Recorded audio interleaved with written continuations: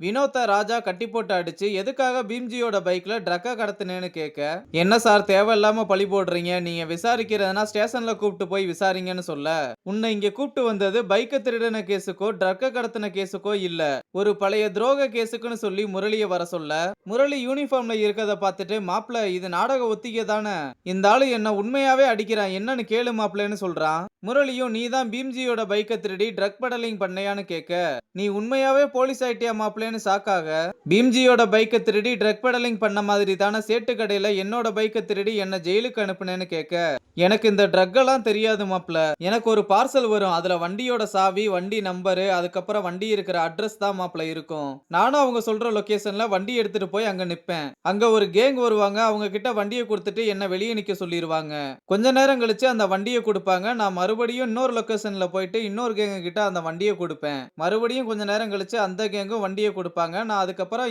வண்டி இருந்த இடத்துலயே போய் நிப்பாட்டிடுவேன், அப்படி ஒரு நாள் வண்டியை ஒரு கேங்கு கிட்ட கொடுக்க, உள்ள இருந்து ட்ரக்கை என் கண்ணு முன்னாடியே எடுக்கும் போதுதான் ட்ரக் பெடலிங் பண்றாங்கன்னு எனக்கு தெரியும், அப்பன்னு பார்த்து அங்க போலீஸ் வரும்போது தான் அந்த வண்டியை அடிச்சு நொறுக்கிட்டு ஓடிட்டோம், உண்மையாவே எனக்கு ட்ரக் பெடலிங் பண்றாங்கன்னு அப்பதான் மாப்பிள்ள தெரியும், என்ன விட்டுறியா விஜய் வேற மாசமா இருக்கான்னு சொல்ல, முரளி எதுவுமே பேசாம அங்க இருந்து கிளம்பிடுறான். இங்க சத்யா லலிதாவுக்கு கால் பண்ணி அம்மாவுக்கு அவங்க ஆபீஸ்ல அவார்டு கொடுக்கறாங்க, நீங்க என்ன பண்ணுவீங்களோ தெரியாது, எப்படியாவது அப்பாவை நீங்க அங்க வர வைக்கணும், அம்மா அவார்டு வாங்கும் போது அப்பா அங்க இருந்தா 2 பேரும் ஒன்னா சேர வாய்ப்பு இருக்குன்னு பிளான சொல்ல, லலிதாவும் நீ ஒன்னும் கவலைப்படாத நான் எப்படியாவது அவர் அங்க வர வச்சிடறேன்னு சொல்றா. இங்க முரளி ட்ரக் பெடலிங் கேஸ்ல அவன் கலெக்ட் பண்ண டேட்டாஸ ராஜா கிட்ட கொடுத்து, ட்ரக்ஸ் எல்லாம் இங்க இருந்து தான் எல்லா ஸ்டேட்டுக்குமே டிரான்ஸ்பர் ஆகுது, இதுக்கு அவங்க யூஸ் பண்றது எல்லாமே இந்த திருட்டு வண்டிங்க தான், எல்லா ஏரியாலையும் இதுக்கு ஆள் இருக்காங்க, இவங்க எல்லாரையுமே கண்ட்ரோல் பண்ற அந்த மிஸ்டர் எக்ஸை தான் நம்ம கண்டுபிடிக்கணும், ஆனா எப்படியும் நம்ம இதுல இன்வால்வ் ஆகி இருக்கிறது அந்த மிஸ்டர் எக்ஸுக்கு இப்ப தெரிஞ்சிருக்கும்னு சொல்றான். நீங்க கேட்ட மாதிரி எந்த டூரிஸ்ட் வேனுமே டவுட்ஃபுல்லா இல்லைன்னு சொல்ல,